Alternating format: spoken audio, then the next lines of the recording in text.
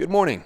Today I want to talk about everybody's favorite topic, money. Financial transparency has always been an interesting thing to me for small businesses, YouTubers. YouTube is a business. But I'm thinking a year from now, when I'm doing this series again next October and being able to look back at this, I want to talk about money and have a starting point established. I also just think the whole cultural taboo behind financial transparency is stupid, and I will always play my part in not participating in that whenever I can. So, on my main YouTube channel at the moment, total lifetime revenue is $79.42. And I haven't actually seen any of that money yet because YouTube doesn't pay out until you hit a $100 threshold. Now, that's lower than it could have been because I'm not putting heavy ads on my... I don't think I'm running mid-rolls, or at least for most of the views that came in on that big video, I was not running mid-rolls, because that comes out to like $1 per 1,000 views when some people get $5 to $10 per 1,000 views. But ad revenue is not really part of the plan for me. You don't really make significant money on ads unless you're a very large YouTuber. I think most YouTubers generally plan on ad revenue or brand deals, but I think in the last couple of years people are realizing, if this company's willing to pay me $10,000 for this video, or whatever their rate is depending on how many views they get, they're like, that must mean they're making a lot of money off of this endorsement, so there's a lot more money to be made here if it was my company. So a lot of YouTubers are starting businesses and running the whole thing themselves rather than throwing out a Teespring store and making $10 off of every hoodie. And that's the way forward, I think. And planning that from the start is like a huge advantage rather than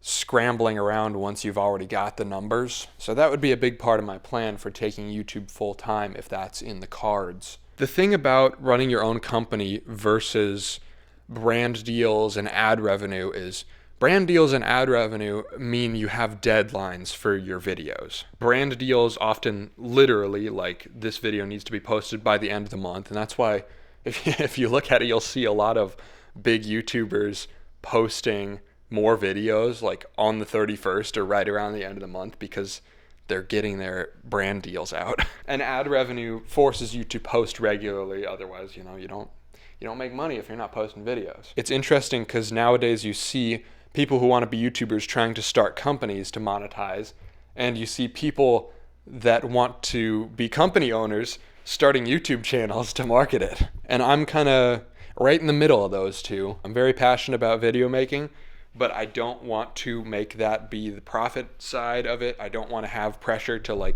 feel like I need 1 million subscribers to live off of this comfortably, because it is true, introducing financial pressures into a passion project really does kind of suck the fun out of it. And it might sound like I'm talking out of my ass when I talk about that, but I started a business when I was 16. It was a pretty small business, $1,000 here and there. I think in the total lifespan of the company from 16 to 20, whenever I shut it down, I made it was $20,000 in revenue, not in profits, which might sound like a lot, but over the course of 5 years, that's not really. That's $4,000 a year. But it taught me some very valuable lessons at a very young age about turning a passion project into a job, and also being kind of a very, very, on a very small scale, a micro internet niche celebrity. On the forum that I was operating on for this business, I was the largest, the most followed user aside from the head admin of the whole site. It was like a little forum app called Amino. I think it's kind of dying now. The company still exists, but at some point I was prominent enough that I got to talk to, was it the CEO or the CCO of Amino? Which is kind of cool because it was a $10 million company at the time. Now it sucks. It's been liquidated off to some company that just milks the crap out of dying social media companies. So it's on its way out. But anyway, all of that to say, I kind of have some experience in this on a small scale, but I've been through this before to know what I want to not do on this run of this little small business YouTube company thing that I want to do. So here's how I'm approaching it. No financial pressure to make any of the creative aspects of anything work. For the next 2 or 3 years, really, my plan was to just like work at Harbor Freight, make my $16 an hour, take my $2,500 a month home or whatever that comes out to, live on that, work a 9 to 5 where when I clock out, I'm out, don't have to worry about anything, and I just pursue my passion project on the side, no monetary pressure for the first several years. The plan has upgraded a bit. I'm working for another YouTuber now instead of Harbor Freight, but the general goals stay the same. I would rather operate comfortably off of like a 9 to 5 income and pursue things on the side, maybe a little slower because I have less time, versus being so stressed about like jumping into the creator thing full time and scraping together money where I can, taking little contracts, and that just doesn't sound good to me because I don't want to be forced into a position where I have to do things that I don't want to do in order to pay the bills. A part of that is just setting aside as much money as I can right now. So financial transparency time. I make $42,000 a year, that's $3,500 a month. I set aside about $500 in taxes. So I've got $3,000 to work with. My rent here in Cleveland, pretty cheap. It's like $800 a month, plus utilities rounded up to like $1,000. I've got $2,000 to work with. Say $500 a month for food and gas. I probably spend more on gas than I do on food. But I eat really cheap. I drive around all the time. Right after I finish this video, I'm driving to Indy, which is, 5 hours. So that's going to be like $100 round trip. So anyway, now we're at $1,500 a month. I set aside $1,000 of that every month into savings or a Roth IRA. And the $500 left is just for the occasional social spending and funding the videos. I could totally be spending more money on equipment, on gear for the videos. But in my mind, having financial headroom is one of the best things you can do for yourself, both in like an emergency fund sense and also just in a stress level sense.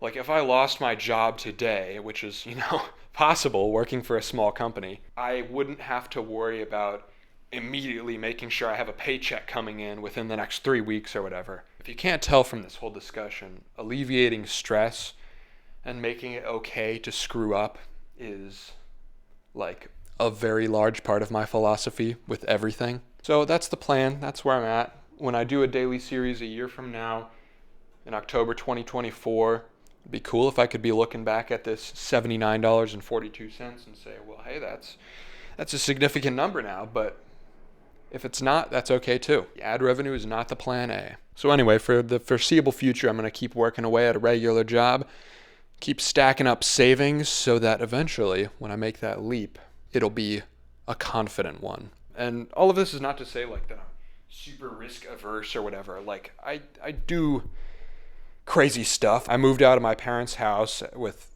$50 and a full tank of gas. Like I know what it's like to live paycheck to paycheck and not know where my rent is coming from. And I think most likely how things will work out is there will be kind of a leap of faith point at some point because, unexpected things happen in life.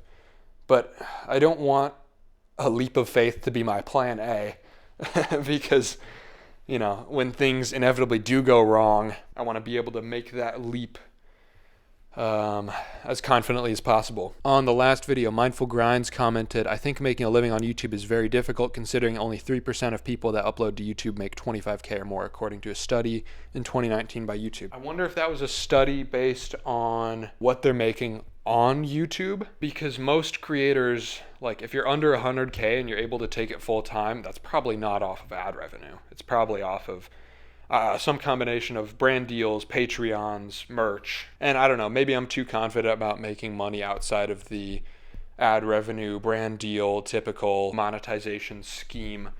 But I don't know. I've done it before. Not that much money, but I think it's going to work out pretty cool. But I am an optimist, so. Anyway, enough rambling. I'm going to take off to Indy. So the next 2 or 3 days will be little different setting. See you tomorrow.